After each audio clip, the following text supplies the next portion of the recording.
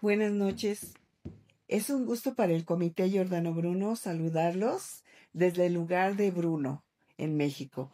La doctora Lidia Pérez López, fundadora y directora tanto de este comité, así como de la Plaza Giordano Bruno, envía a ustedes un cordial saludo.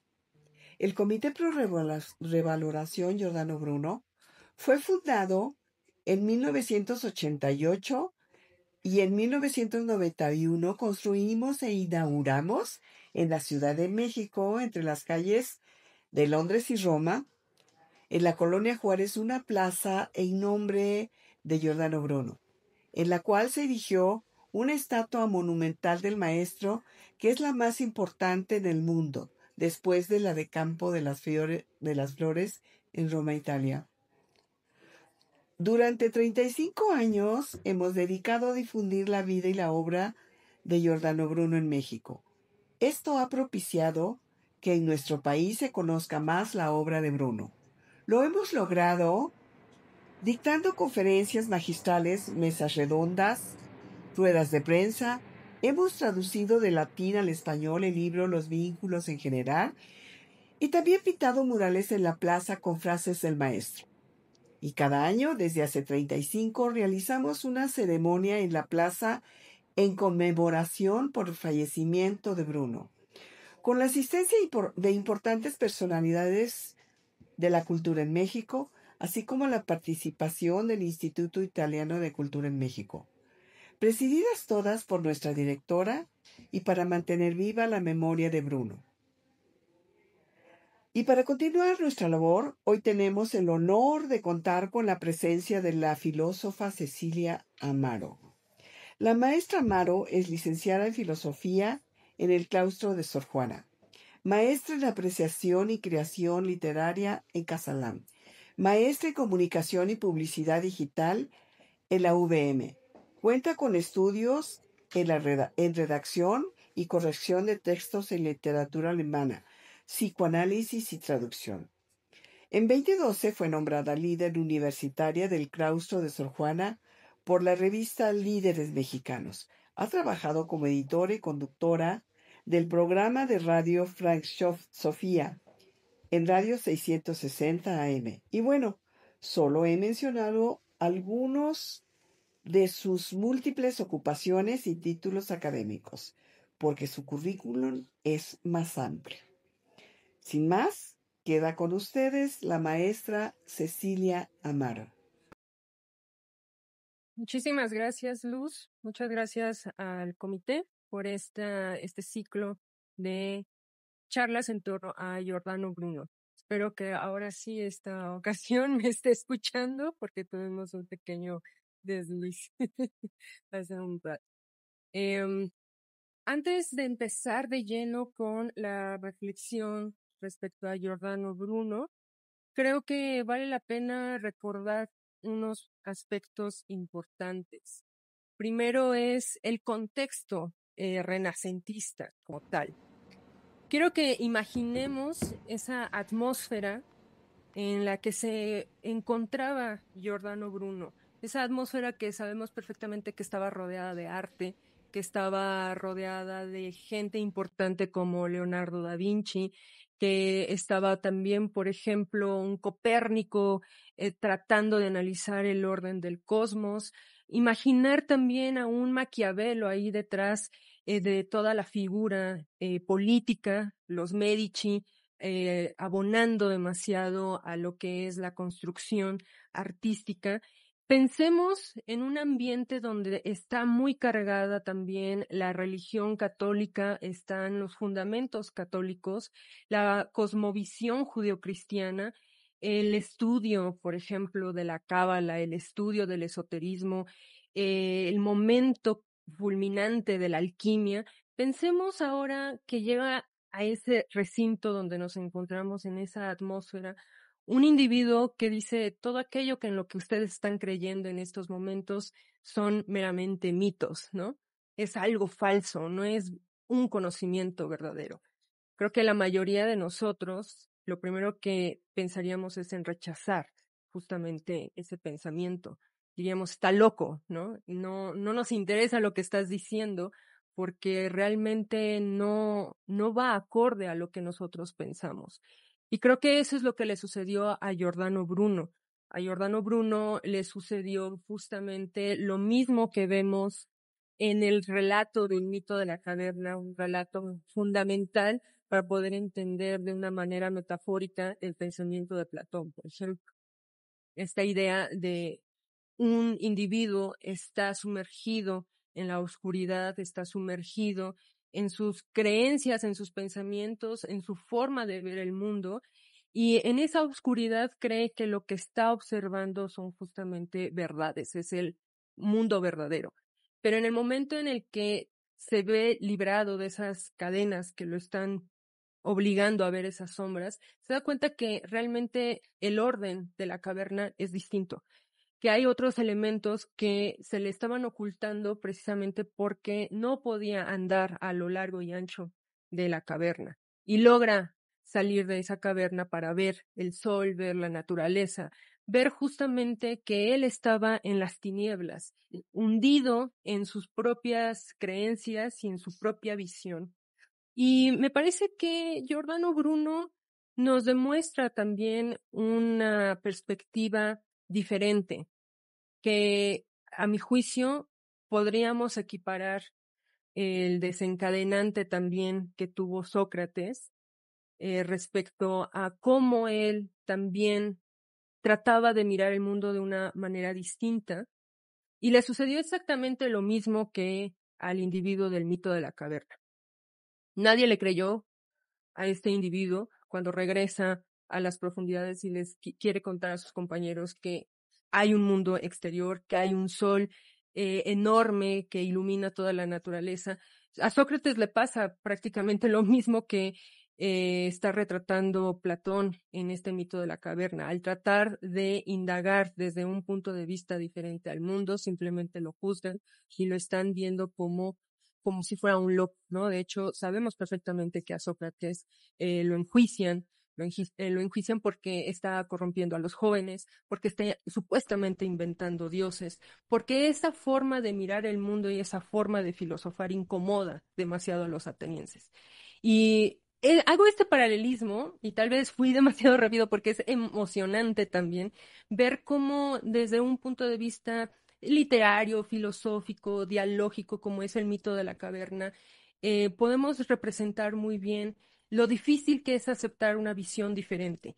Y es que Giordano Bruno creo que eso es a lo que se enfrentó en su época, esta idea de enfrentarse a una sociedad que está muy ensimismada en sus creencias. Es muy difícil que un grupo acepte de manera fácil ideas que van o en contra de lo que están creyendo o que ponen en duda sus creencias.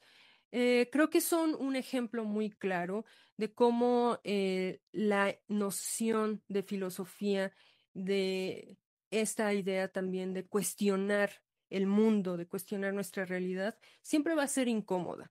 Y eso es lo que llevó justamente a que Giordano Bruno pues fuera uno de estos autores poco queridos en su época y que lo llevó lamentablemente a la hoguera, ¿no?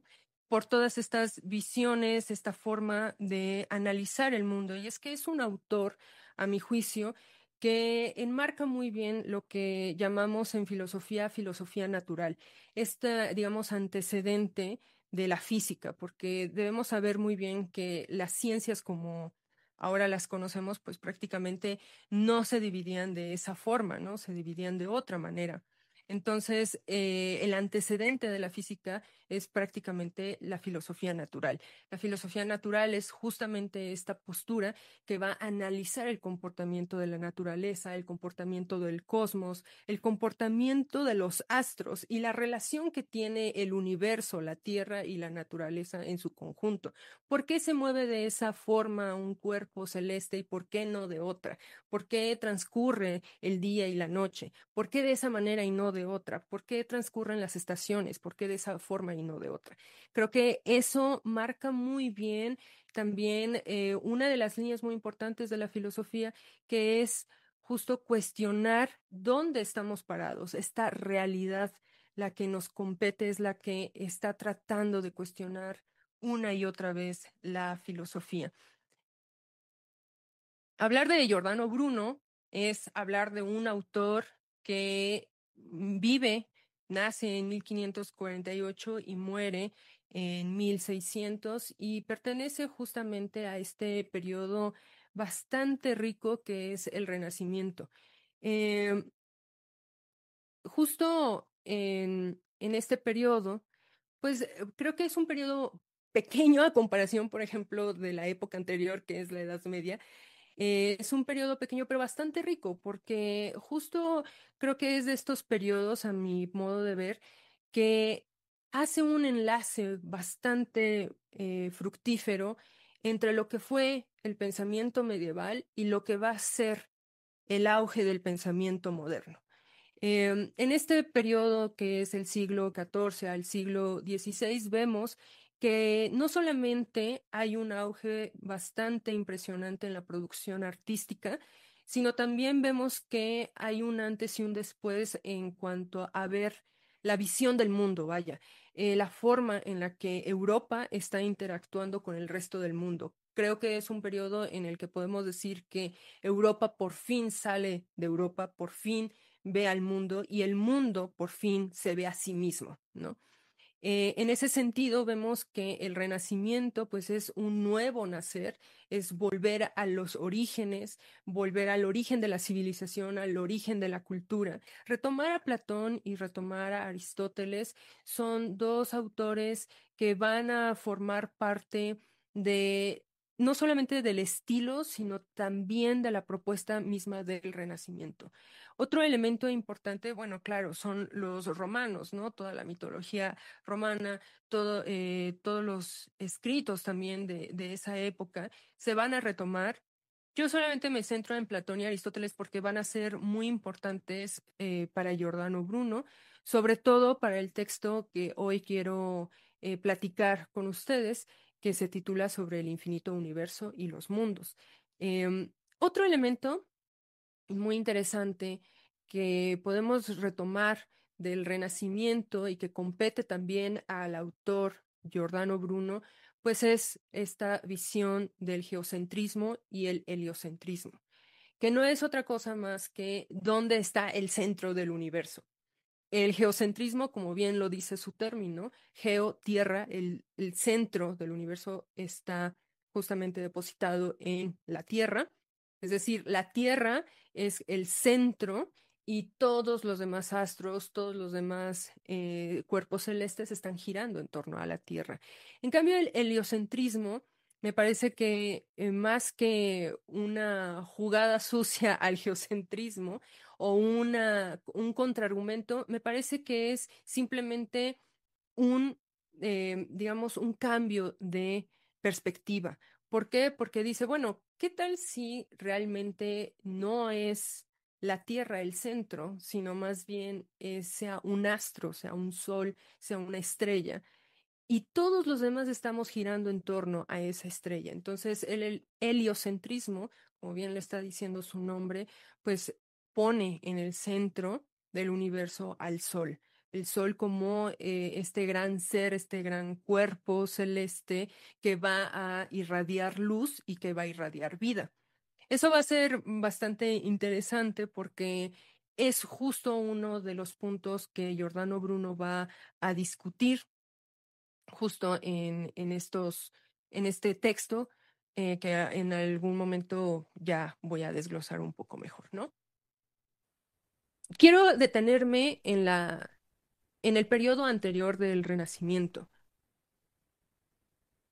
que es justo la Edad Media. En la Edad Media sabemos que es un periodo bastante amplio, es un periodo que abarca del siglo XV perdón, sí, del siglo XV, perdón, al siglo casi, eh, no, perdón, del siglo V al siglo XV, y ahí hay un debate, por eso me trabé, porque en el siglo V vemos que hay un cambio de paradigma, que es la llegada a Europa de este pensamiento ya monoteísta, ¿no? De este pensamiento donde se consagra esta idea de un Dios, un monoteísmo con base judeocristiana, que son los cimientos prácticamente del catolicismo. Y dura hasta el siglo XV. ¿Y por qué hay un debate ahí? Porque algunos dicen que termina la Edad Media en el siglo XIV y otros van a decir que termina en el siglo XV. Esto es muy interesante porque es un periodo bastante amplio y ese periodo amplio nos permite ver todos los claros oscuros que va a haber en ese devenir del pensamiento. Y me quiero concentrar justamente en el último periodo de la Edad Media, que tiene que ver justo con Tomás de Aquino. Tomás de Aquino, ¿por qué lo estoy tomando? Porque es uno de los referentes en la Edad Media que se va a encargar de rescatar a Aristóteles. ¿Y por qué es importante cuando hablamos de Giordano Bruno? Porque Giordano Bruno, a uno de los autores que va a criticar con mucha, mucha, mucha fuerza, va a ser justamente la postura de Aristóteles respecto a la forma en la que está viendo y ordenando el mundo y la cosmología de Aristóteles. Pero, ¿por qué es importante Aristóteles en el Renacimiento? Creo que mucho se debe a la labor que hace Tomás de Aquino, Santo Tomás de Aquino, en la Edad Media al rescatar justamente el pensamiento de Aristóteles, de organizarlo desde el punto de vista teológico y de analizar también cuáles son los elementos que, más allá de si son plausibles o no de Aristóteles, hacen muy buena mancuerna para poder entender desde el punto de vista racional los fundamentos teológicos. Y en ese sentido, creo que Santo Tomás de Aquino pone una de las preguntas muy, muy lúcidas en ese momento de la Edad Media. Y tiene que ver justamente con el problema de la creación. A mí me parece que Santo Tomás de Aquino es estos autores que supo leer con bastante cuidado y con bastante detenimiento desde un punto de vista teológico-filosófico el libro del Génesis, porque justamente en ese libro del Génesis que estamos hablando del primer libro del Antiguo Testamento, vamos a ver que justamente el Génesis plantea un gran problema sobre el origen del mundo, de dónde viene la creación del mundo. Y eso a su vez, pues viene a colación un tema que tiene que ver con el tiempo. ¿Por qué? Porque una vez que hay creación, pues hay cambio, hay movimiento. Y si hay movimiento y hay cambio, pues entonces tenemos que hablar de la temporalidad. Hay un antes y hay un después. Hay un pasado, un presente y un futuro. Hay una serie de sucesos que permiten una serie de cambios y esos cambios permiten que podamos hablar entonces de creación.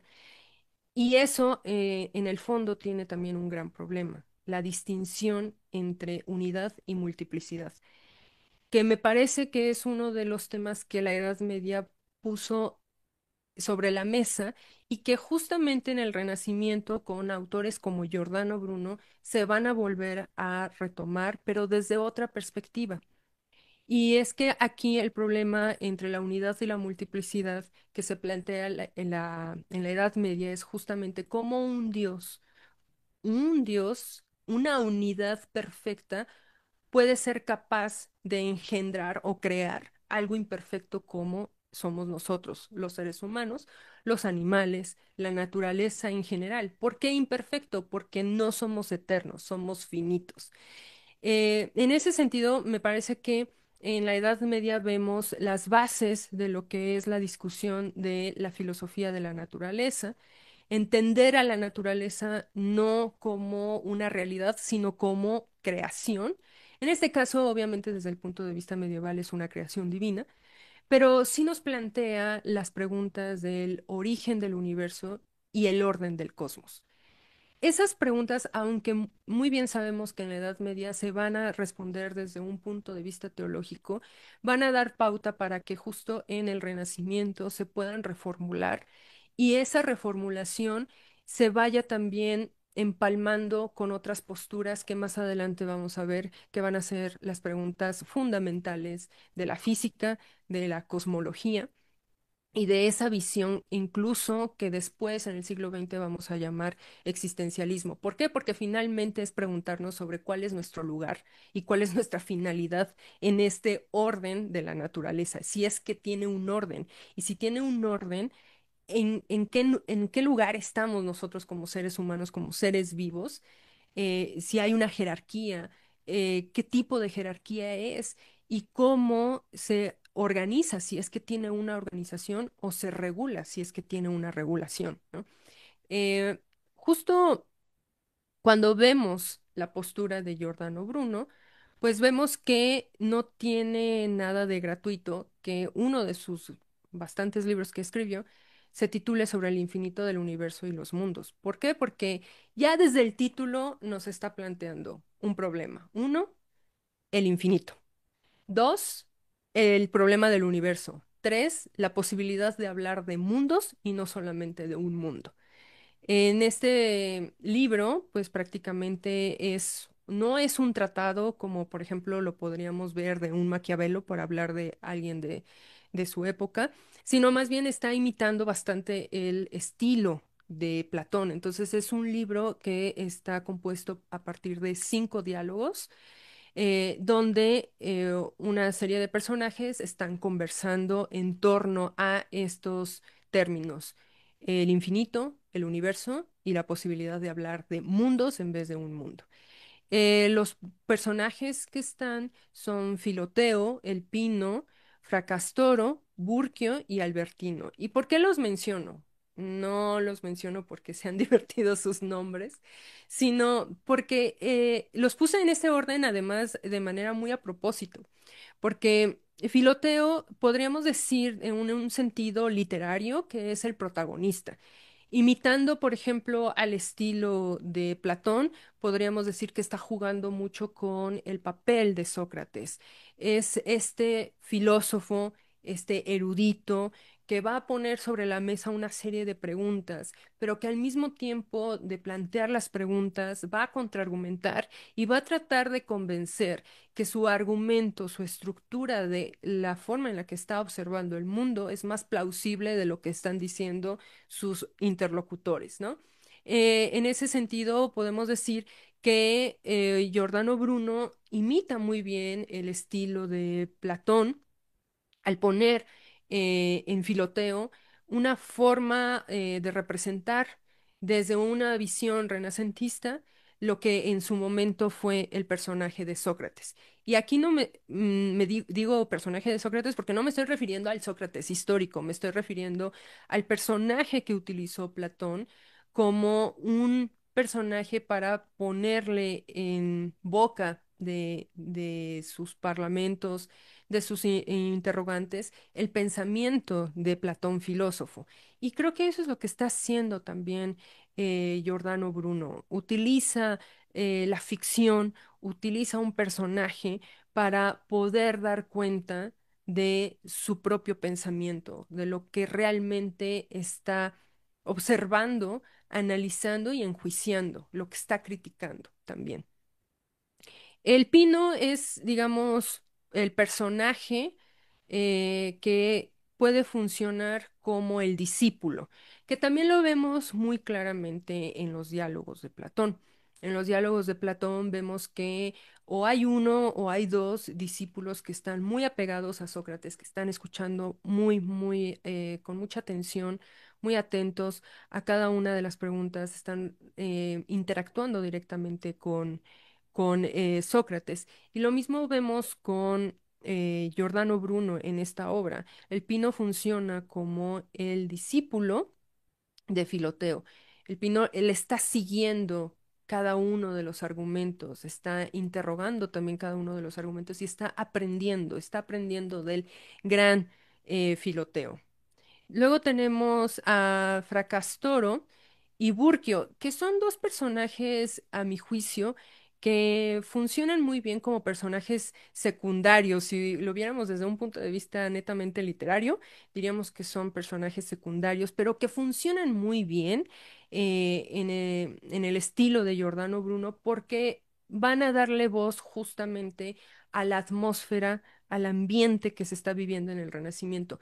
Van a dar voz a las defensas que van a tener en la época renacentista de los tratados de Aristóteles, van a repetir incluso todo lo que se ha dicho respecto a Aristóteles, van a repetir y van a también a creerlo de manera fiel cada uno de los puntos que menciona Aristóteles respecto al orden del cosmos, al orden del cielo, digamos, al fundamento geocentrista.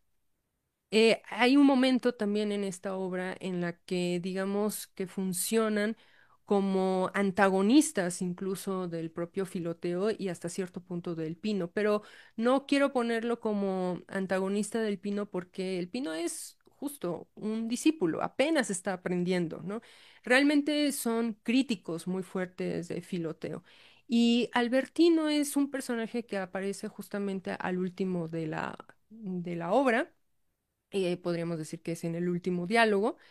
Y en el último diálogo, Albertino sustituye, vamos a decirlo de esta manera, a Fra Castoro y a Burquio, porque ellos desaparecen. Entonces, Albertino funciona como, digamos, el sueño de Giordano Bruno, de ser escuchado, que a pesar de tener, digamos, personajes históricos, filósofos, contemporáneos, renacentistas, que están a favor de la postura de Aristóteles, que son lectores fervientes de Aristóteles y fieles también a cada uno de los principios de Aristóteles. Albertino funciona como, bueno, te voy a dar la oportunidad, Filoteo, de escucharte y ahora quiero que tú me puedas convencer de cada una de las ideas que tú estás planteando para hacerme ver que justo lo que está planteando Aristóteles es incorrecto y esa no es la filosofía verdadera, ¿no?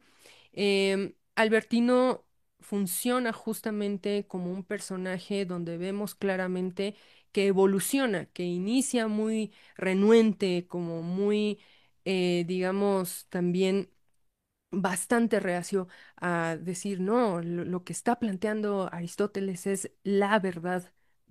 No podemos negarle que Aristóteles sea un filósofo, el gran filósofo, ¿no?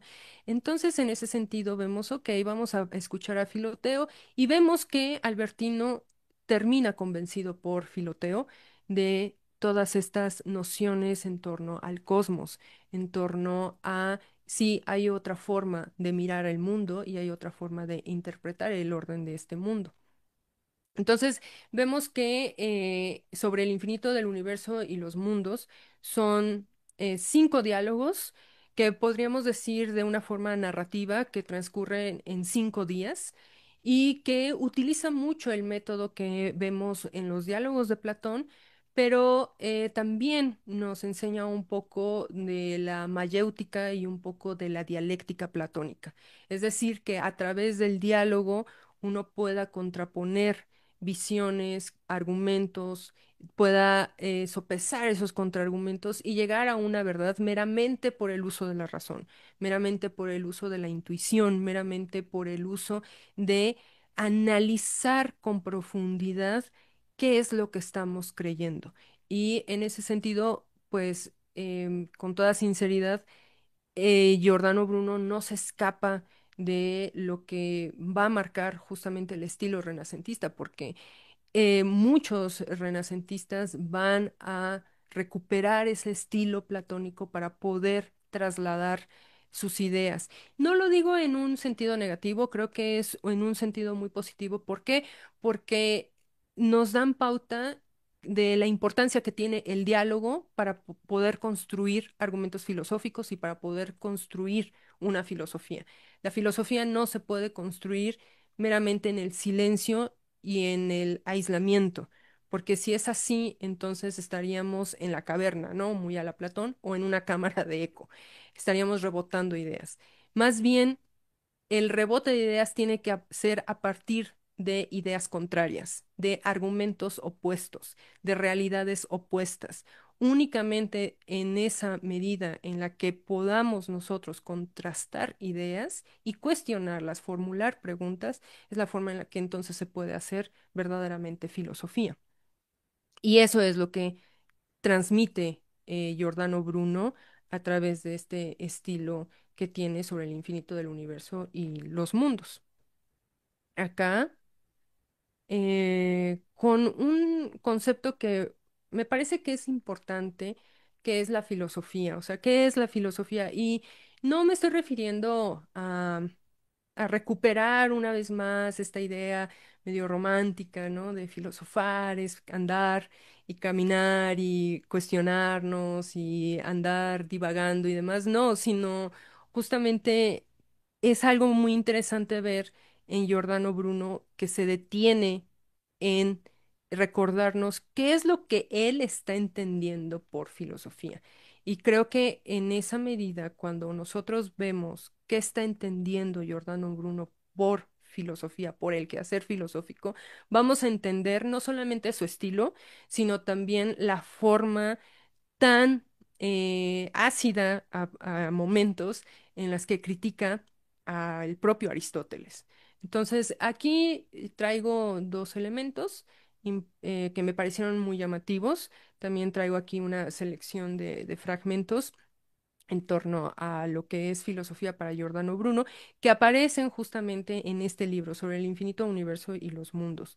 Uno de ellos es que dice que la filosofía abre los sentidos, contenta el espíritu, exalta el intelecto y reconduce al hombre a la verdadera beatitud. Mm, A mí me parece que en la filosofía que está, la definición que tiene Giordano Bruno de la filosofía es bastante griega, es bastante platónica.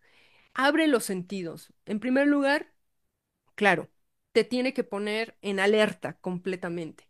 Contenta el espíritu. Sabemos perfectamente que para Platón e inclusive para el propio Sócrates es alimento espiritual, no es una cuestión de una actitud materialista, no la vamos a ver materializada en una cosa de la realidad, sino que es meramente intelectiva.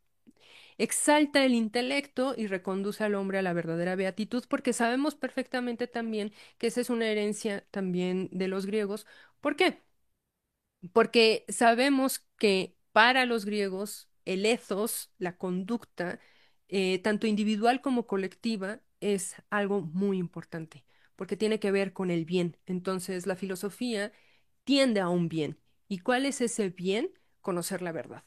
¿Y por qué tenemos que conocer la verdad? Porque es un deseo, un impulso que va a tener el alma. Un deseo y un impulso, ¿en qué sentido? En el sentido de tiende a ello.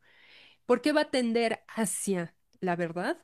Porque viene de ahí, viene de las esencias, ¿no? Desde un punto de vista platónico es eso, viene desde el fundamento de cómo se está construyendo la realidad. En ese sentido, por eso va a decir también más adelante Giordano Bruno, lo libera al individuo del solícito afán de los placeres, lo aleja completamente. La filosofía, el quehacer intelectual, va a alejar al individuo completamente de esta tendencia a lo material, a lo placentero, a lo corporal, a, digamos, a estos placeres efímeros y del ciego sentimiento de los dolores. Es decir, que aquello que está decidiendo el ser humano va a ser por el bien, no corporal, sino por el bien espiritual. Lo hace gozar del presente y no temer más que esperar del futuro. Ahí es bastante claro que está reformulando también uno de los postulados de Platón, que es la filosofía prácticamente es una preparación para la muerte. ¿En qué sentido? Nos está preparando para un momento que no vamos a poder comprender meramente con la razón material ni tampoco con la razón que nos provee esta realidad. Nos tenemos que preparar para ese momento donde prácticamente los sentidos ya no tienen un lugar. Y para eso sirve también la filosofía, ¿no? Em, todos estos elementos es curioso porque no es con los que inicia Giordano Bruno en su texto sobre el infinito universo y los mundos, sino más bien es uno de los fragmentos que podemos ver en el último diálogo que componen a este texto. Pero yo decidí retomarlo antes de iniciar a hablar de lleno sobre lo que es la visión del cosmos, la visión del universo, de los mundos de Giordano Bruno, porque es claramente evidente aquí que Giordano Bruno está tomando el diálogo como una forma de no solamente de hacer filosofía, sino que es una forma de hacer también el análisis de la naturaleza.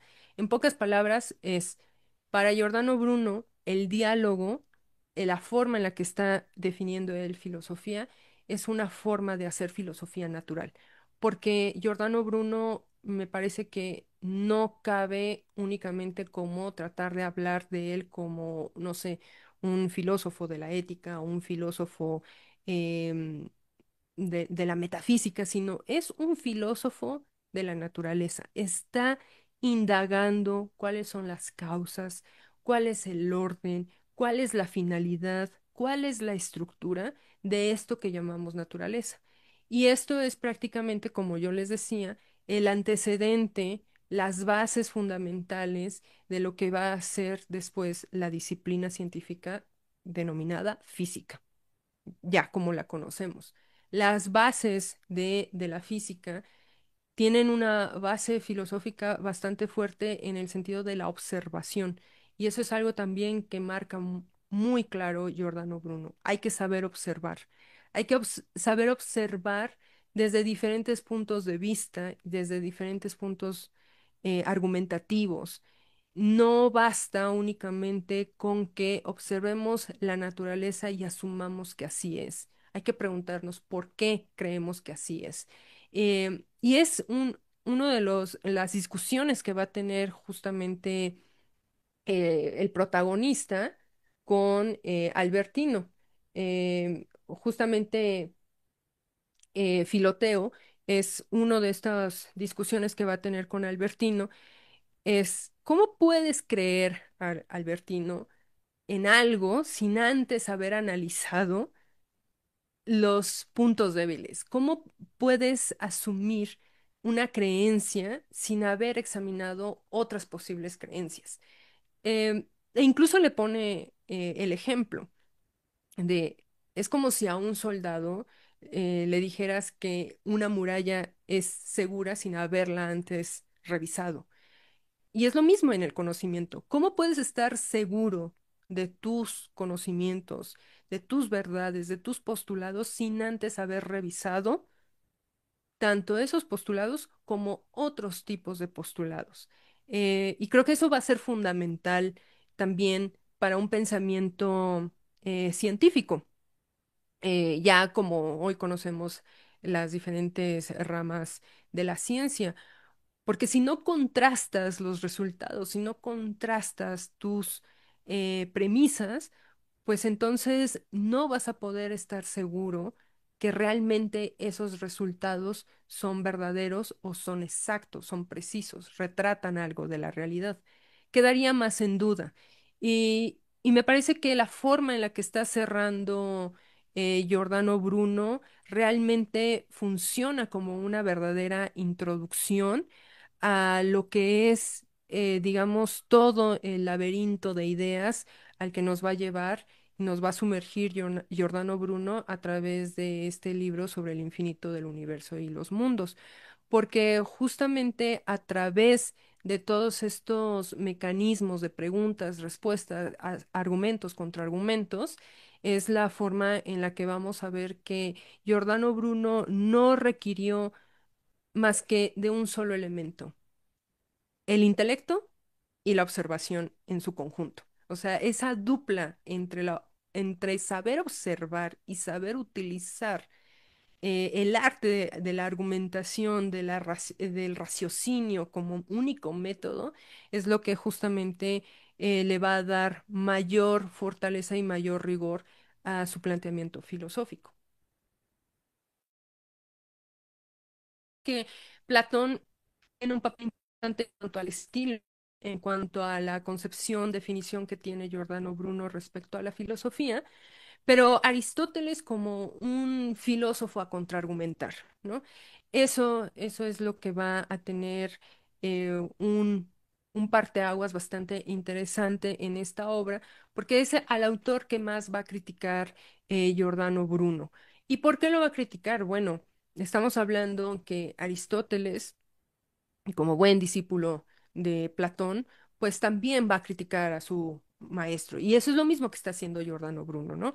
Giordano Bruno lo que está haciendo es, voy a criticar a los grandes maestros, tomo la escuela de Platón para poder refutar también el estilo de Aristóteles, pero también me voy a agarrar de los argumentos que está planteando Copérnico para demostrar que todos aquellos que se hacen llamar aristotélicos o que siguen pregonando que Aristóteles es el gran maestro que nos enseña los postulados para poder entender la naturaleza, están en un error. ¿Qué es lo que plantea Aristóteles? Bueno, sabemos que Aristóteles es un autor vasto también. Le debemos también a él la forma en la que organizó cada una de las preguntas que podemos ver muy bien descritas en los diálogos de Platón, en física, en sobre el movimiento de los astros, sobre los animales, la ética, la política, etcétera, ¿no? Sistematiza de alguna forma el pensamiento platónico en áreas muy concretas, en áreas muy precisas, con preguntas muy precisas cada una de ellas. Pero desde mi punto de vista, creo que la idea fundamental de Aristóteles es la pregunta sobre el movimiento. Desde mi punto de vista, lo que le debemos a Aristóteles es haber planteado la pregunta filosófica acerca del movimiento. ¿Por qué? Porque si nosotros analizamos cada uno de los inicios de sus obras, y nada más les voy a poner como ejemplo, Ética Nicómaco y Metafísica, lo primero que se va a preguntar Aristóteles es sobre el movimiento. ¿Por qué? ¿Cuál es el primer movimiento? ¿Por qué hay movimiento? Si hay movimiento es porque antes hubo un movimiento anterior que ejecutó este movimiento. Y así sucesivamente hasta encontrar el primer movimiento. Eso prácticamente es lo que plantea en metafísica. En ética, por ejemplo, va a decir cuál es el fin último, qué es lo que mueve mis acciones. Y lo único que va a mover mis acciones es la búsqueda de la felicidad. Esa es la respuesta que da en cuanto a ética. Pero en cuanto a sistema filosófico, es dónde radica que exista el movimiento, es decir, el cambio. ¿Dónde radica que se produzca o qué detonó para que se produzca cambio, para que se produzca movimiento, para que se produzca el desplazamiento del punto A al punto B y se haga una consecución de movimientos? Y si nosotros nos planteamos sobre esas preguntas en torno al desplazamiento del punto A al punto B, es decir, el cambio, por lo tanto el movimiento, y lo estoy haciendo de una manera muy simplista, estamos preguntándonos por el tiempo. ¿Por qué? Porque es exactamente lo mismo que vio Santo Tomás de Aquino, pero desde un punto de vista de la génesis, de la construcción del universo. Aristóteles lo está viendo desde el comportamiento mismo de la naturaleza. ¿Cómo puede ser posible que transcurra el día y la noche? ¿Cómo puede ser que transcurran las estaciones? Eso ya nos habla de una temporalidad. Y eso, a mi juicio, es el gran meollo de la filosofía. Si lo vemos de manera un poco más histórica, vamos a ver que de nueva cuenta el gran Hegel va a volver a plantear lo mismo, pero desde otro punto de vista. Obviamente, estamos hablando del siglo XIX, Alemania, Hegel, idealismo alemán, ya lo van a ver desde un punto de vista, por ejemplo, de la conciencia y desde un punto de vista de la historia, ¿no? El movimiento histórico. Aquí estamos viendo el movimiento de la naturaleza como tal.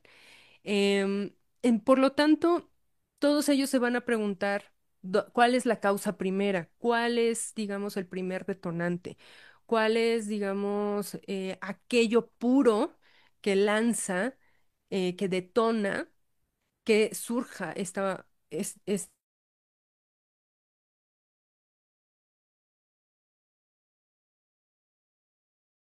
un primer motor.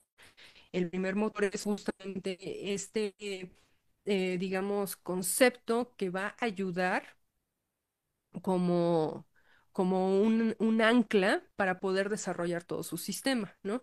Como un principio para poder desarrollar toda la, digamos, todo el análisis racional en torno a qué es lo que detona esa causa primera, cuáles son los efectos de esa causa primera, que son los que justamente en los que nosotros estamos viviendo y desarrollando. Y eso es lo que va a permitir que él entonces se atreva a hablar de una posible organización del mundo, de una posible organización del cosmos. ¿Cuál es el problema que vemos con Aristóteles y que es justamente lo que va a analizar Giordano Bruno? Bueno, que él está partiendo de un modelo geocéntrico. Él está partiendo también de movimientos rectilíneos y estamos hablando también de movimientos circulares que desde el punto de vista de esa época, pues el círculo es la figura sumamente perfecta y unívoca, ¿no? También, obviamente, con modelos matemáticos de esa época, pues se va a pensar justo que nosotros, la Tierra, estamos en el centro del universo. Pero lo interesante es que justo en el Renacimiento, pues hay un movimiento ahí, hay un antes y un después, porque entonces ¿qué pasaría si cambiamos de perspectiva? Y no necesariamente es así. Em, en ese sentido, vemos justo que la visión aristotélica con todas estas ideas que acabo de mencionar, pues es lo que va a llevar a que concluyan tanto Aristóteles como digamos, sus seguidores y los alumnos, los discípulos de Aristóteles van a pensar que fuera del mundo no hay ningún otro cuerpo simple y compuesto, simplemente está este mundo y se acabó. Somos únicos, ¿no? El cielo es único, esto que la visión aristotélica con todas estas ideas que acabo de mencionar, pues es lo que va a llevar a que concluyan tanto Aristóteles como digamos, sus seguidores y los alumnos, los discípulos de Aristóteles van a pensar que fuera del mundo no hay ningún otro cuerpo simple y compuesto, simplemente está este mundo y se acabó. Somos únicos, ¿no? El cielo es único, no podemos hablar de multiplicidad de cielos, no podemos hablar que hay un receptáculo sosteniendo al mundo y ese receptáculo es enorme y a ese le vamos a llamar cielo. No, ¿por qué? Porque el cielo es único, perfecto y acabado. Es decir, tiene límites, es tan perfecto que no se le puede añadir absolutamente nada, no se le puede quitar absolutamente nada, es lo que es, punto, ¿no? No tiene otro semejante, no se le puede comparar, lo perfecto es perfecto, por lo tanto, no hay forma de replicarlo, no hay forma de decir hay otro elemento que puede ser mejor o que deviene de él, no, simplemente hay un solo cielo y por lo tanto solo hay un mundo. No hay pluralidad de mundos. Se excluye completamente esta posibilidad de creer siquiera la opción que hay otros astros, igual que el nuestro, hay otro tipo de organización celestial similar al nuestro. No, simplemente a lo perfecto no se le puede añadir nada. Este mundo es perfecto, este sistema es perfecto, este cielo es perfecto, por lo tanto es único. Que es interesante porque de alguna forma también después Leibniz va a mencionar que pues en concreto este mundo es el mejor de los mundos posibles. Pero él ya lo está partiendo desde otro punto de vista. Leibniz también era matemático, ya se superó también la visión aristotélica, pero a lo que voy es interesante ver que los postulados, tanto medievales como griegos, van a terminar siendo preguntas que se van a estar reformulando una y otra vez y que eso va a permitir justamente que en vez de tener una sola respuesta a las preguntas se vayan nutriendo con diferentes tipos de respuestas y diferentes tipos de perspectivas, gracias también a los avances del pensamiento científico. Y eso es algo que, a mi juicio, Giordano Bruno entendió muy bien en su época. Hay que atender y entender el avance del pensamiento científico de la época. Es decir, ya no estamos en una visión aristotélica, no podemos seguir viendo el mundo desde esa visión aristotélica.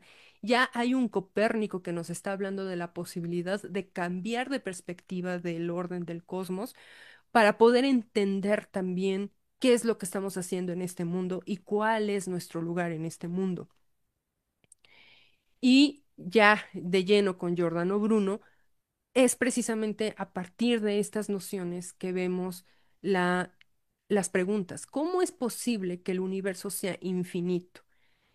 ¿Y cómo es posible que el universo sea finito? Es decir, ¿cómo nos explicamos la posibilidad de hablar de infinito y la posibilidad de hablar de lo finito?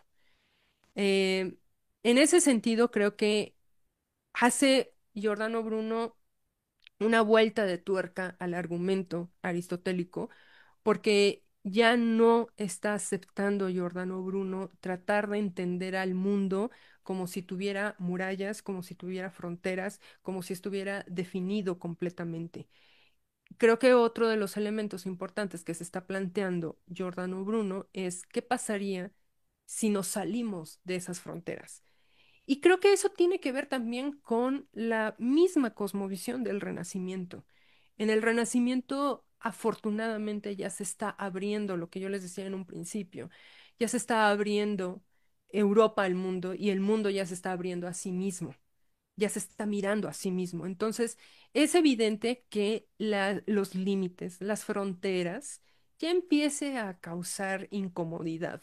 Y Giordano Bruno creo que en ese momento se percata que es momento de cambiar de paradigma, es momento de cambiar de puntos de partida, porque el mundo está cambiando y no podemos seguir pensando que estamos en una muralla.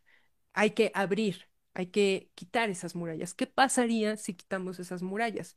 Muy probablemente si quitamos esas fronteras de el cielo único, el mundo único, cabría la posibilidad de plantearnos de hay un sinfín de mundos o probablemente hay una posibilidad de pensar en otros mundos, en otros cielos.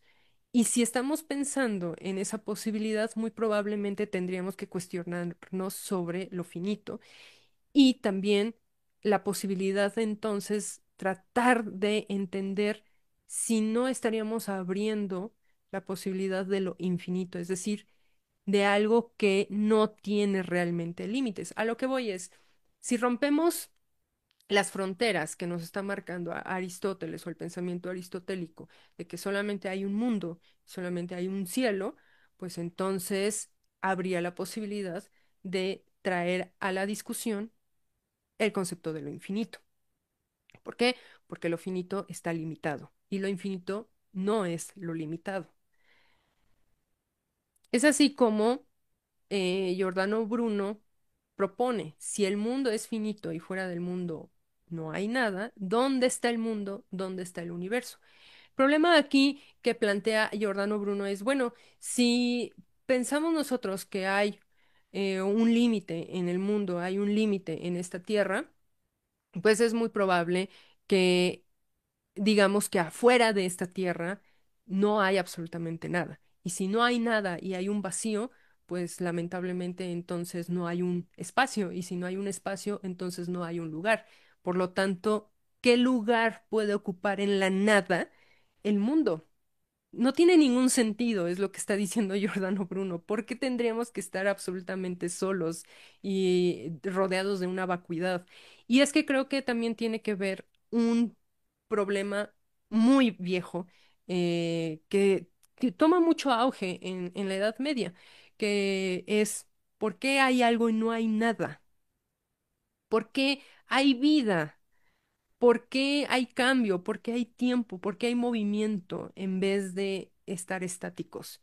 Por eso yo les decía que en Aristóteles hay un planteamiento muy fuerte acerca del problema del movimiento, porque él también menciona, al menos en su ética, que prácticamente el ser humano no puede estar en lo pasivo. N- Es acto, ¿no? No puede quedarse meramente en potencia, es decir, en pensar que llegará a hacer algo. No, tiene que construirse. Y al construirse, se construye a partir de actos, de acciones, de decisiones. Y Giordano Bruno es muy cauteloso en eso porque dice, a ver, el mismo Aristóteles nos está diciendo eso y por qué nos está diciendo que el universo no puede ser posible pensar en otros mundos, sino que solamente hay uno. ¿Cómo puede ser posible que nos esté diciendo que el ser humano prácticamente está sujeto al cambio y tiene que forjarse a través de ciertos hábitos y de ciertas acciones? ¿Y por qué cuando hablamos del mundo y por qué cuando hablamos de la Tierra, del universo, lo plantea de una manera estática? Eso es completamente ilógico, no tiene ni pies ni cabeza. Y eso es lo que tanto está discutiendo Giordano Bruno, es que caen en incoherencias, caen ya en argumentos que ya no se pueden sostener como tal. Por lo tanto, hay que preguntarnos qué hay más allá de esta tierra, qué podemos ver más allá de estos horizontes que nuestros propios sentidos nos limitan a verlo hasta cierto punto. ¿Qué pasaría si pudiéramos ir más allá de esas fronteras? Muy probablemente nos daríamos cuenta de que todo aquello que estamos creyendo y asumiendo en este momento, pues simplemente es un fragmento y que muy probablemente no es como nosotros creíamos. Y eso es lo que está tratando de demostrar Giordano Bruno. Y por eso me parece que rescata desde otros conceptos, pero rescata esta pregunta medieval sobre lo uno y lo múltiple. Pero ya no habla de unidad, ya no habla de Dios nada más, ya no habla de un primer motor. Esos conceptos le estorban porque son, digamos, ya muy enmarcados, son muy cuadrados, ¿no? Lo múltiple también ya le molesta a Giordano Bruno y por eso no lo utiliza, porque ya son conceptos bastante cuadrados. Y él lo que hace es cambiar la pregunta de lo uno y lo múltiple por lo infinito y lo finito. Es decir, esta posibilidad de pensar en otros mundos posibles y en otros cielos posibles, similares al nuestro o diferentes, pero al fin y al cabo posibles y múltiples, es muy probable que nos demos cuenta que el universo no tiene un límite, por lo tanto no puede ser finito. ¿Por qué? Porque lo finito no puede producir infinito y lo infinito sí es capaz de producir finito. A lo que voy es que parece que ya estoy hablando en un trabalenguas, pero a lo que voy es, no puede ser posible que sigamos pensando que hay una unidad porque esa unidad está limitada. Y si esa unidad limitada, pues entonces no se podría diferenciar en nada de lo finito. Por lo tanto, es posible hablar de una infinitud en el sentido de no hay límites, no sabemos hasta dónde llega, pero eso no es problema. ¿Por qué? Porque está ligado a la perfección. Y al ligarse a la perfección, estamos hablando entonces que este universo no es único. Y eso es bastante llamativo, porque si vemos nosotros el pensamiento renacentista, pues claro, al momento en el que Europa se abre al mundo, vemos que hay otras realidades, hay otras culturas, hay otras posibilidades, hay otras fisonomías, hay otras formas de organización social, hay otras formas de comprensión política. Que no entendamos esos límites, esas diferencias, bueno, eso es diferente, pero existe esa posibilidad y creo que ahí Giordano Bruno es muy lúcido para su época, es muy lúcido pensar, bueno, si estamos viendo que en esta realidad hay diferentes culturas, diferentes posibilidades, ¿por qué no pensarlo también desde el punto de vista del cosmos, ¿no? Ahora, también vemos aquí en esta realidad, en este mundo, que hay multiplicidad. No todo se comporta de la misma manera, no todo se comporta bajo las mismas reglas. Hay cambios, hay variaciones, por lo tanto, todo está sujeto a una finitud. ¿Por qué? Todo perece, todo cambia, todo tiene un límite, pero este límite tiene que estar sustentado, tiene que estar ubicado en algún lugar y tiene que estar sustentado por algo. Y eso es a lo que él llama el universo y los mundos. El universo para Giordano Bruno es infinito. El mundo es finito, sí, tiene límites, pero tiene que estar sostenido, contenido en un continente. Y ese continente es el cielo para Giordano Bruno. que, bueno, podemos también decir que es el universo o el cosmos, ¿no? Y esta Tierra es nuestro continente, nos contiene a nosotros, como nosotros contenemos nuestros órganos, como nosotros contenemos también nuestras emociones, como nuestros órganos a su vez contienen su propio, sus propios elementos.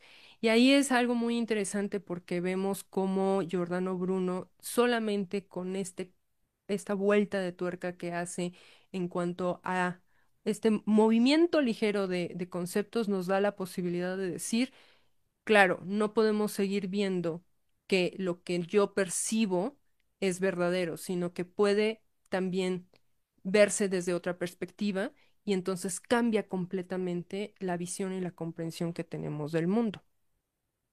Y es ahí donde Giordano Bruno va a apostar mucho por el heliocentrismo, el, que es heredado, y él mismo lo menciona, es heredado de Copérnico, ¿no? Nosotros que estamos en la Tierra, decimos que la Tierra está en el centro. Eso es lo que dice Giordano Bruno, porque nosotros vemos que el astro se mueve de una manera, porque sucede cierto fenómeno meteorológico, porque llueve de tal manera, creemos que eso sucede a nuestro alrededor. Pero en realidad, cuando cambiamos el centro y decimos que la Tierra no está en el centro absoluto del universo, sino tan solo con respecto a esta región nuestra, es decir, es nuestra perspectiva la que nos hace creer que estamos en el centro, entonces podemos ver que hay un giro completamente de la percepción que se tiene del mundo. Y por eso es lo que dice Giordano Bruno, en boca de otro de sus personajes, dice, no podemos tener noticia del movimiento, sino por comparación y relación con alguna cosa fija. Es decir, si no vemos cambio, bueno, pues simplemente no lo vamos a notar. ¿Cómo no vamos a notar algo cuando lo comparamos con su contrario? Y aquí es muy interesante porque justo lo que está diciendo Giordano Bruno es, a ver, compara la postura geocéntrica con el heliocentrismo y te vas a dar cuenta que todo aquello que tú estabas viendo como si fuéramos nosotros el centro tiene mayores errores que si lo vemos desde otra perspectiva. Nosotros también estamos en movimiento. Hay otros seres celestiales que también están en movimiento, que pasen cerca de nuestra Tierra, que pasen cerca de nuestro universo, que nosotros creamos porque que así se mueven, porque así los percibimos, es una cuestión de percepción. Y aquí es donde es interesante ver que aquí vemos el primer giro copernicano en la filosofía con Giordano Bruno, al poner no solamente en el centro de la discusión el sol, sino al momento de cambiar la perspectiva. Y el segundo giro copernicano, que es el más famoso, es con Kant, que en vez de poner en el centro de la discusión las percepciones, digamos, los elementos que están alrededor de nuestra realidad, pone en el centro al ser humano. Es el ser humano el que organiza todo. Y aquí, ¿por qué menciono a Kant y por qué menciono esto de los giros copernicanos? Porque me parece que Giordano Bruno está planteando algo muy importante. La perspectiva desde donde se analice un argumento y desde donde se analice la naturaleza va a determinar mucho el tipo de conclusiones que vas a obtener al respecto. La filosofía de la naturaleza tiene que apostarle a cambiar de perspectivas para poder poner en prueba cada uno de los postulados y entonces ahora sí tratar de entender el comportamiento de la naturaleza. De lo contrario, vamos a seguir cayendo en errores, que más o menos es así también lo que va a plantear Kant desde otro punto de vista ya en el siglo XVIII. Pero es justamente eso, si no cambiamos de punto de vista, si no estamos cambiando constantemente de perspectivas, entonces es muy probable que caigamos en errores, ¿no?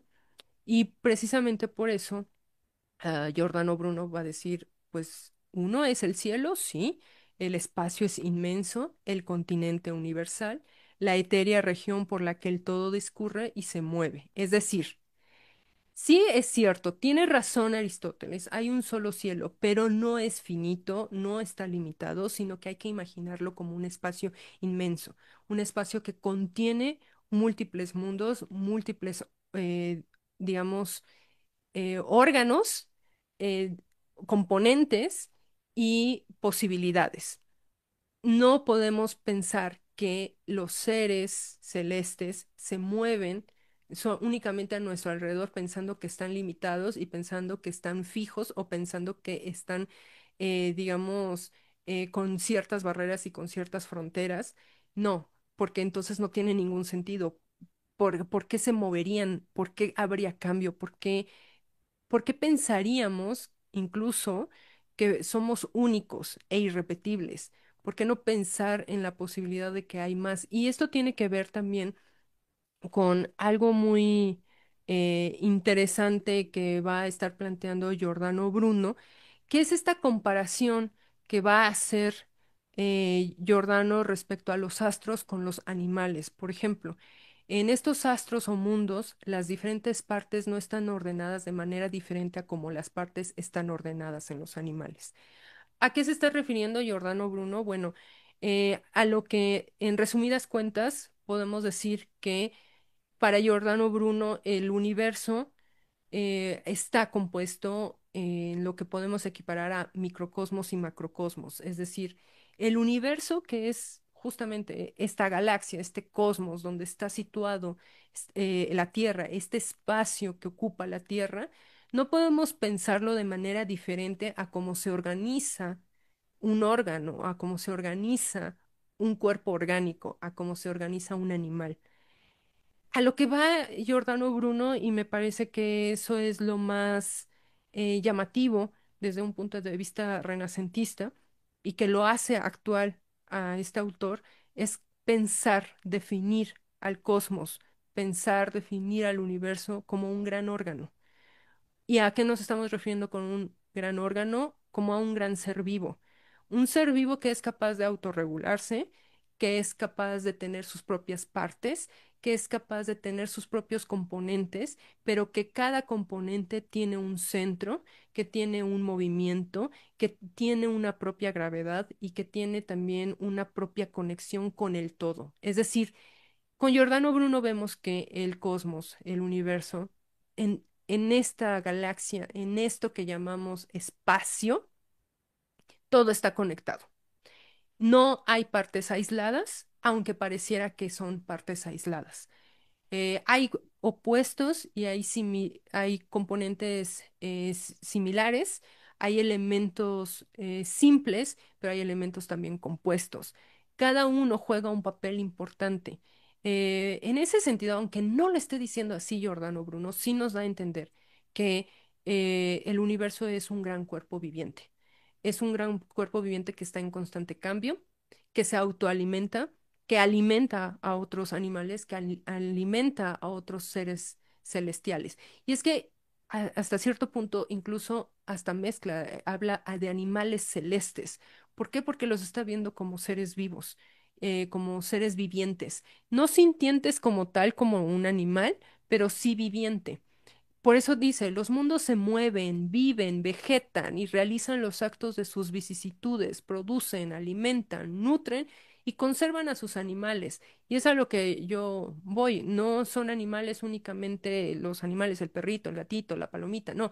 Nos estamos refiriendo a los animales celestes, a los cuerpos, ¿no? Digamos, hay una relación, así como nosotros vemos que nuestros órganos, nuestra sangre, nuestro hígado, nuestros pulmones tienen una correlación. Lo mismo está sucediendo en el gran cuerpo que es el universo. Cada galaxia, cada elemento, cada planeta tiene su propio movimiento, tiene su propio centro, pero al mismo tiempo pertenece a un gran movimiento y que es el gran movimiento de este cielo, de este universo. Por eso para Giordano Bruno es imposible hablar de un mundo. Y ya con esto voy cerrando para pasar, si quieren, a una pequeña reflexión, comentar algo.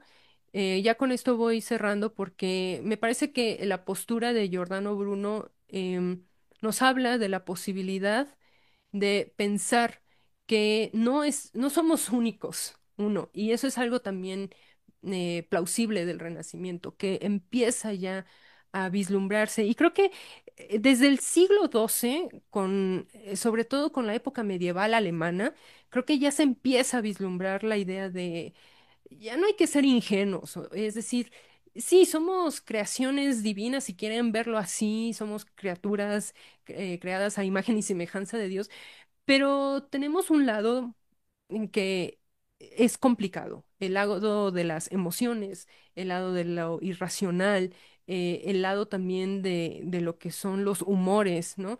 No por nada también en el Renacimiento pues hay todo este tema sobre los humores, sobre las reacciones, ¿no? Muy médico también, la bilis, ¿no? Por ejemplo, bilis amarilla, bilis negra, etcétera, que habla justamente de los humores. No por nada es gratuito que se empiece a hablar de todo eso y tampoco es gratuito que se empiece a hablar también desde el siglo XII de esta posibilidad de hablar directamente con Dios. ¿Por qué? Porque hablar directamente con Dios en el punto medieval, como ya un pequeño preámbulo a lo que es el Renacimiento, hay una conexión con lo orgánico. Y eso orgánico es un gran organismo que es el universo. No podemos pensar y seguir pensando que estamos aislados. Tampoco hay que seguir pensando que todo está predeterminado y ya se acabó, sino que también hay una cuestión autorregulatoria. Pero ¿cómo? ¿Cómo poder entenderlo eso? Giordano Bruno no habla de autorregulación como tal, eso viene después, pero el simple hecho que haya marcado Giordano Bruno la posibilidad de entender al cosmos como un gran organismo y que lo equipare los mares, los valles, las montañas, las cuevas, los valles, con la forma en la que está compuesta una fisonomía animal, como son los huesos, el pulmón, la sangre, las venas, el torrente sanguíneo como, digamos, una forma de hacer el símil entre si vemos que los animales, nuestro cuerpo humano está compuesto por cavidades, por ríos, por surcos, por estanques, por entradas y salidas, lo mismo está sucediendo en el mundo. Vemos entradas, salidas, caminos, valles, llanos, planicies, etcétera. Vemos los cambios meteorológicos también. En algún momento también hace ese símil Giordano Bruno entre, así como vemos los cambios meteorológicos, vemos los cambios en los animales y en nosotros mismos que llamamos enfermedades, dolores, padecimientos. ¿Por qué pensar que somos diferentes o por qué pensar que no hay una conexión o por qué pensar en esta imposibilidad de somos únicos e irrepetibles? No, puede ser muy probable que no seamos únicos, puede ser muy probable que seamos, que haya otras especies similares a nosotros, peores que nosotros, pero eso no importa, lo importante es pensar que hay una infinitud de posibilidades. Y aquí me parece, bueno, voy a confesar algo, ¿no? Yo tengo mucha influencia de Imre Lakatos, este matemático y filósofo húngaro mencionaba en su libro de investigaciones, Metodología para las investigaciones científicas, justamente menciona que los postulados científicos, las áreas científicas, cada investigación es un gran programa científico. Y creo que yo no me atrevería a decir que Giordano Bruno es el que va a inaugurar o el pionero en lo que se va a llamar el pensamiento complejo, pero yo sí pienso que gracias a pensadores como en el Renacimiento podemos poder trazar una línea en la que el pensamiento complejo por fin ve la luz en el siglo XX. ¿Y a qué voy? Gracias al Renacimiento, gracias al atrevimiento de Giordano Bruno, al atrevimiento de Copérnico y que muchos otros científicos físicos como Newton, Galileo, etcétera, van a empezar a trazar una línea, van a hacerle segunda a esta noción de, bueno, ¿qué pasaría si cambiamos nuestra perspectiva? ¿Qué tal si todo lo que vemos no es real? Es lo que va a dar pauta para que en el siglo XX podamos superar el pensamiento mecanicista, el pensamiento determinista también, y entonces nos preguntemos desde otro punto de vista cómo está compuesto el universo. Yo creo que si no hubiera sucedido eso, que el Renacimiento, como un ejemplo de Giordano Bruno, nada más por poner este ejemplo con Giordano Bruno, si no hubieran rescatado las grandes preguntas que se hicieron los medievales y lo hubieran em, aterrizado desde el punto de vista de la filosofía natural, yo creo que no estaríamos hablando ahora del pensamiento complejo, de hacernos la pregunta por el tiempo desde otras perspectivas, como lo hizo Bergson con su debate con Einstein, por ejemplo, y tampoco estaríamos con un postulado como Varela y Mutarana desde la biología, de hablar de un todo orgánico que se autorregula, que es la autopoiesis, ¿no? No podríamos incluso atrevernos a hablar de una posibilidad de entender el universo como un gran sustento del ser humano, ¿no? No podríamos hablar incluso de todo lo que es el ser humano como un ente complejo, no solamente en lo social, sino en todo aquello que se nos escapa de lo racional y de los sentidos. Entonces, en ese sentido, creo que Giordano Bruno pone sobre la mesa, junto con otros autores, la posibilidad de pensar, bueno, pues no estamos solos, no somos únicos y deberíamos de tomarnos más en serio nuestro papel, por muy minúsculo que sea, en esto que llamamos universo y la posibilidad de pensar que nuestro papel juega consecuencias pequeñas, por muy pequeñas que sean, pero juegan consecuencias a este gran órgano que es el universo.